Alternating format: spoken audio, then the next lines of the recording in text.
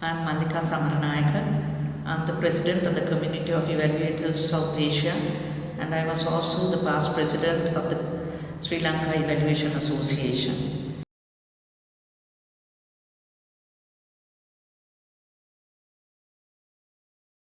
It is my great pleasure to make use of the opportunity, very briefly share some of my experiences in my professional career of evaluation.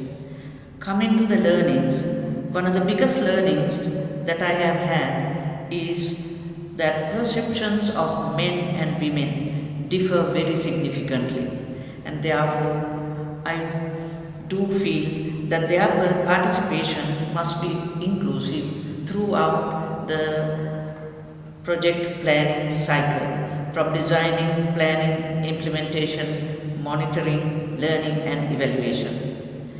To hear the voice of most vulnerable members of the community, it is very necessary to adopt a participatory approach in conducting evaluation. Of course, there is no shortcut to participation, but yet that is something that is very significant in the evaluation process.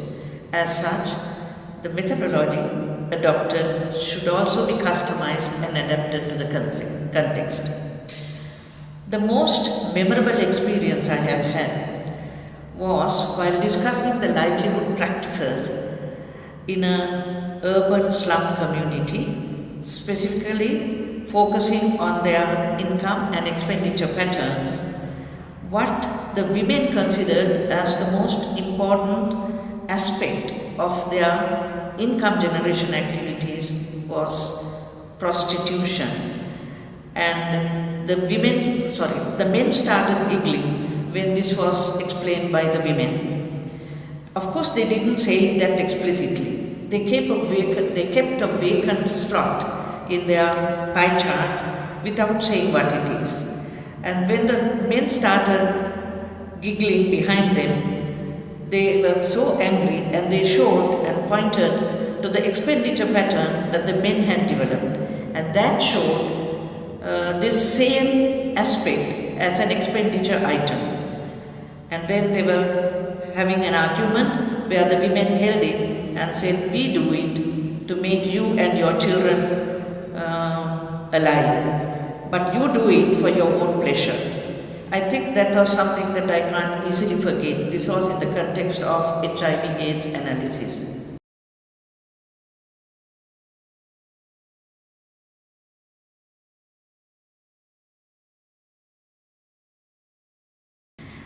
The future of evaluations in the next 5 years. Some of the topics that should gain most attention is gender sensitive evaluations for inclusion of the most vulnerable. Then we need to focus on outcome and impact evaluations and not limiting to outputs and activities, which is the general pattern today. So we need to focus on beyond activities and outputs and go to outcome and impact. Going beyond projects to focus on sustainability of project interventions is also a must.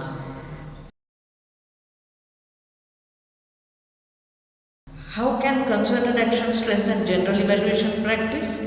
Some of those are the emphasis on qualitative aspects without limiting to quantitative analysis in evaluation findings.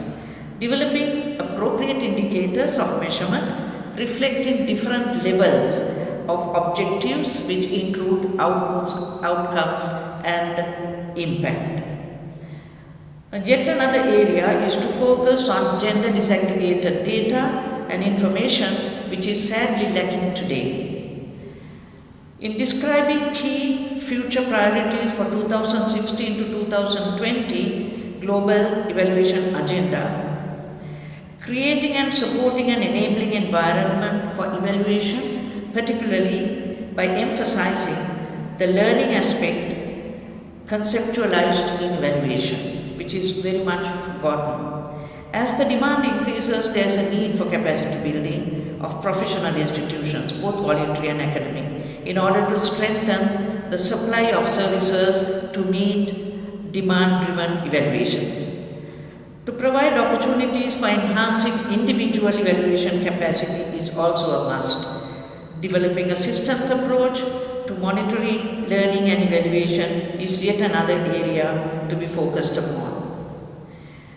EvalYear can improve our profession and community of practice by promoting and supporting development of national evaluation policies, for which we are focusing attention during the EvalYear, and by providing opportunities for exchange of experiences. Recognition of innovative, challenging experiences is yet another area. Approach development, integrating methodology, process, then attitudes and behaviors are crucial for evaluation to be effective learning processes. And I think these thoughts I share with you in this very brief discussion.